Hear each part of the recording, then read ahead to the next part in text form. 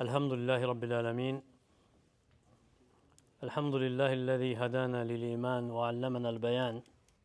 Eşhedü en la ilahe illallah vahdehu la şerîke leh.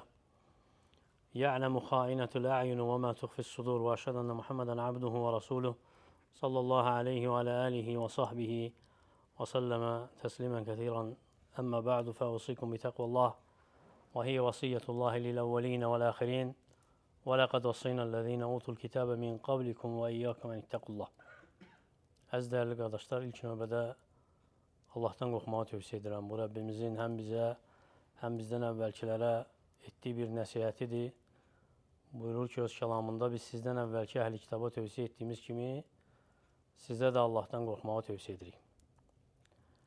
Və bir şey bilmək lazımdır ki, hansı ki onda şək yoxdur, şübhə yoxdur. Haqqa qayıtmaq batildə ləngiməkdən, batildə israr etməkdən daha xeyirlidir.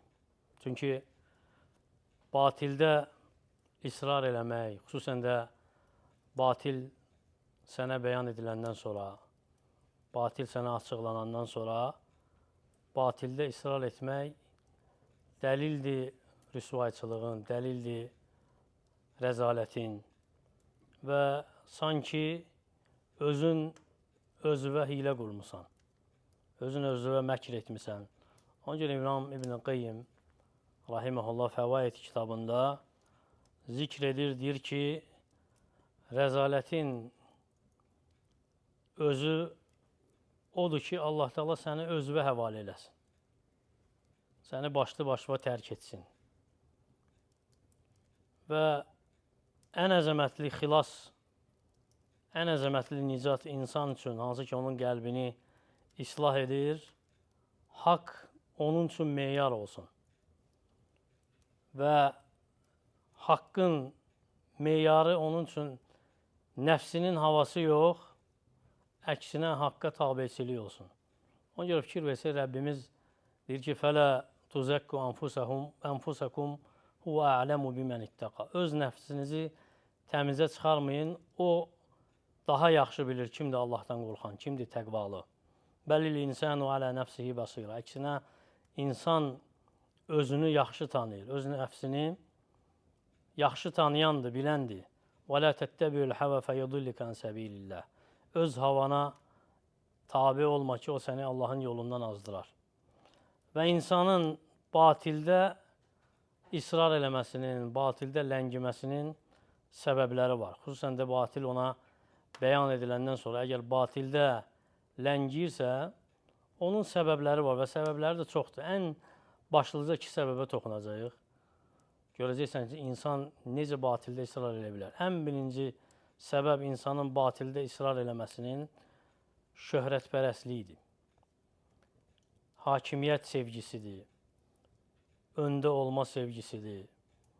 Ona görə deyiblər ki, alimlər, şöhrətpərəstlik, öndə olma sevgisi bu gizli bir bəladır. Hansı ki, qəlbə daxil olur, qəlbi boş qoymur, qəlbi fəsad eləyir. Qəlbdə olan ixlası dağıdır ən başlıca. Və sahibini elə edir ki, sahibi haqqı rədd edir. Haqqı rədd edir, yəni o demək deyil ki, o haqqı bilmir, yox.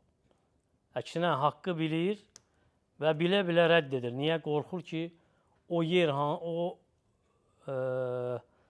məqam hansı ki, onu tutub, kimsə onu ondan ala bilər. Haqqı bildiyi üçün, o məqamından qorxduğu üçün haqqı rədd eləyir, haqqı bilə-bilə. Ona görə Əlləmə Əş-Şatibi rahimehullah E'tisam kitabında deyir ki, salihlərin qəlbindən ən son çıxan bəla şöhrətpərəstlikdir. Şöhrətpərəstlik sevgisidir, öndə olma sevgisidir, hakimiyyət sevgisidir. Ona görə İbrahim İbn Ədhəm deyərdi ki, şöhrəti sevəni Allah Teala təsdiqləməz. Və gəlib Hafız Zəhəbidən şərh edərkən bu sözü deyir ki, ixlaslı olanın əlaməti odur ki, yəni insan əgər ixlaslıdırsa, lakin həmçinin şöhrəti sevirsə, onun ixlaslı olmağın əlaməti odur ki, ona xətası deyildikdə, bəyan edildikdə ona tənbih edildikdə ki, sənin etdiyin bu şöhrətpərəstlik, ixlasdan heç bir rolu yoxdur sənin üçün, ixlasdan heç bir adiyyatı yoxdur. O öz nəfsinə bəraət qazandırmaz, əgər ixlaslıdırsa. Çünki ola bilər şöhrəti sevsin, lakin hiss eləməsin. Lakin ona görə danlandıqda etiraf eləsin xətasını, nəfsinə bəraət qazandırmasın. Əksinə, desin ki, Allah rəhm etsin eyblərimi mənə göstərəni. Lakin nəfsi ilə fərəhlənən, nəfsi ilə öyünən, hansı ki, ola bilsin ki, nəfsi şöhrəti sevsin, özü heç hiss eləməsin. Və hiss eləməsin ki, hiss eləmir. O bəlaya düşən, hansı ki, sağalmaz bir bəladır, uzun sürən bir xəstəlikdir, o insan isə ixlas onda yoxdur. Əgər öz nəfsi ilə fərəhlənirsə, təəccüblənirsə, heyrətə gətirirsə nəfsi onu. Ona görə Əbu Nəim rahimehullah deyirdi ki, vallahi həlak edənləri həlak etmə səbəbi yalnız hakimiyyət sevgisi olub, şöhrətpərəstlik sevgisi olub, öndə olma sevgisi olub. Ona görə kim bu mövzuda öz nəfsi üçün qorxursa, 2 dənə dərman daima ondan tutunmalıdır. Ən birinci bilməlidir ki, Allah Taala'nın nəzarətindədir daima. Allah Taala'nın nəzarətindən kənar çıxmır. Allah Taala tanıyır onu, görür onu, bilir nəfsində nə var. İkinci də nəfsini hesaba çəkməlidir. Nəfsini hesaba çəkməkdən çəkinməməlidir. Əksinə, baxmalıdır nəfsinə, nəfsinin istəyinə, payına, dediyi sözlərinə, etdiyi əməllərinə. Və ikinci səbəb hansı ki, insanı vadar edir batildə ləngiməyə, batildə israr eləməyə, təkəbbürlük. Təkəbbürlük, haqqı qəbul etməmək, əksinə rədd etmək. Haqqı qəbul etməkdən imtina etmək. Ona görə ən əzəmətli səbəblərdən biri hansı ki, insanı sabit saxlayır batil üzərində. Bəli, batil üzərində təkəbbürlükdür. Əgər təkəbbürlük varsa, təkəbbürlük ona mane olur etiraf etməyə xətasını. Çünki elə zənn edir ki, xətasını etiraf etsə məğlub olacaq. Və haqqa qayıtmağı özü üçün naqislik bilir. Və bilir ki, əksinə o bilmir ki, haqqa qayıtmaq onun üçün yüksəlişdir, alçalmaq yox. Və gəlib səhih rəvayətlərdə ki, təkəbbürlük haqda və təkəbbürlər haqda Peyğəmbər sallallahu aleyhi və səlləm deyib ki, təkəbbürlük bətarul haqq və qamtun nəs. Təkəbbürlük haqqı inkar eləməkdir, rədd etməkdir və insanlara alçatmaqdır. Yəni, haqqı qəbul eləməməkdir. Haqdan imtina etməkdir. İnsanları özündən aşağı görməkdir. Ona görə İmam Sufyan ibn Üyeynə rahimehullah deyir ki, ağıl sahibi o kəs deyil ki, xeyri bilir, şəri bilir. Ağıl sahibi o kəsdir ki, xeyri bilir, ona tabi olur. Yəni, haqqı bilir, tabi olur. Şəri bilir, ondan çəkinir. Ona görə alimlər bəyan edəndə xoşbəxtliyin əlamətlərini deyirdilər ki, qul nə qədər elmi artsa, bir o qədər təvəzzükarlığı artmalıdır. Və qulun elmi artdıqca Allah qorxusu da artmalıdır. Lakin bədbəxtçiliyin əlaməti odur ki, qul elmi artır, lakin təkəbbürlənir. Qul şərəfi, vəzifəsi, şanı, şöhrəti artır, lakin özü ilə öyünməyi, fərəhlənməyi artır. Əbu Dərdə radiyallahu anhu deyərdi ki, cahilin əlaməti 3-dür. Ən birinci, nəfsi ilə fərəhlənməsi, yəni nəfsi ilə öyünməsi, lovğalanması.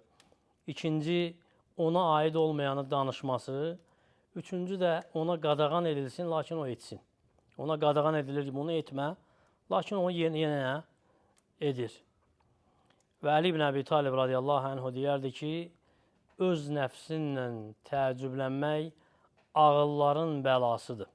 Və gəlib başqa sələflərdən ki, kişinin öz nəfsi ilə fərəhlənməsi, təəccüblənməsi, lovğalanması onun ağlının zəifliyidir. Ona görə öz nəfsi ilə təəccüblənən yalnız şöhrətpərəst ola bilər. Və kişi bilməlidir daima ki, və dərk eləməlidir tam olaraq ki, Allah Taala hər bir şeyi görür. Hər bir əməlini, hər bir sözünü, bilir gözlərin xəyanətini, bilir sinələrdə gizlənəni və qəlblər Rəhmanın barmaqları arasındadır, istədiyi kimi çevirir. Ona görə gəlib İbn Əbi Hətimlə, isnadı ilə rəvayət edir Həsən radiyallahu anhudan, deyir ki, insan qəlbi şiddətli küləkdə uçan lələkdən daha tez uçur. Şiddətli küləkdə uçan lələk necə sürətlə külək onu aparırsa, insan qəlbi də elə uçandır. Yəni tez çevriləndir. Nə qədər insan var ki, haqqı görür, sonra nəfsi ona qalib gəlir, haqqı qəbul edə bilmir. Və nə qədər sadiq qul var, hansı ki Allahla səmimidir, sadiqdir, Allah Teala onu fitnələrdən qoruyub, fitnələrə qarşı ona kömək olub. Ona görə insan əgər istəyirsə batildən xilas olmağa, batildə israr etməkdən xilas olmağa, ən birinci səmimi, sadiqcə Allaha yönəlməlidir. Və dua eləməlidir, Allah Teala'dan istəməlidir. Necə ki, gəlib Peyğəmbər sallallahu aleyhi və səlləmlə sabit dualardan deyərdi ki, Allahümmə ərinə haqqa haqqa varzuqnə ittibə. Allahım bizə haqqı haqq olaraq göstər, bizi ona tabi olan et. Və ərinə batilə batilən varzuqnə iştinəbə. Bizə batili batil olaraq göstər, bizi ondan çəkindirənlərdən et. Və nəsihəti qəbul edəni olmalıdır və qəzəblənməməlidir ona nəsihət edəni. Əksinə, şöhrətpərəstliklə bağlı nə varsa, hər bir o bağı kəsib, qırıb atmalıdır. Qəmi, kədəri olmamalıdır ki, birdən məğlub olaram, məğlub edilərəm və ya mədh edilərəm, təriflənərəm. Qəmi, qüssəsi olmalıdır ki, mən Allah Teala'nı dediyim sözlə, etdiyim əməllə razı sala biləcəm, yoxsa yox. Və qayıtmalıdır, elmi qayıtmalıdır, elə belə qayıtmalıdır, yox. Cahilcəsinə dönüş etməməlidir, elmlə dönüş etməlidir, etiraf etməlidir xatasını, islah etməlidir, nəyi dağıdıbsa, nəyi xarab edibsə, haqlar varsa, haqları qaytarmalıdır sahibinə. Ona görə Allahdan qorxun və bilin ki, ən əzəmətli müvəffəqiyyət Allah Teala sənin nəfsivə verdiyi insafdır. O insaf hansı ki, səni haqqı sevməyə vadar edir və sənə mane olur nəfsinin havasına uymağa və kim müvəffəq olubsa, haqqa qayıtmağa böyük bir uğura çatıb, böyük bir zəfərə çatıb, böyük bir qazanc əldə edib və kim ki batildə israr edirsə, xüsusən də batil ona bəyan olandan sonra bilsin ki, özünü elə bir zülmətə, elə bir qaranlığa ərz edib ki, o qaranlığın necəliyini Allahdan başqa heç kim bilmir. Allahdan dilirəm ki, Allah Teala bizi haqq üzərində sabit etsin, bizə haqqı haqq olaraq göstərib, ona tabi olanlardan etsin, bizə batili batil olaraq göstərib, ondan uzaq olanlardan etsin, sonluğumuzu xeyr etsin və bizə hidayət verdikdən sonra onu əlimizdən almasın, qəlblərimizi təmizləsin təkəbbürlükdən, riyadan, eşitdirməkdən, əməllərimizi xalis onun üçün etsin və müsəlmanlara kömək olsun, əhvalını düzəltsin, harada zəif müsəlmanlar varsa onlara kömək olsun, aclarını doyursun, susuzlarını doyursun, kimin evi yoxdursa Allah Teala onlara sığınacaqlarını versin, isti şəraitdə yaşamlarını təmin etsin, ölkəmizi digər müsəlman ölkələrini xətadan, bəladan qorusun. Və sallallahu alə nəbiyyina Muhammed və alə alihi və sahbihi və səlləmə təslimə kəthira.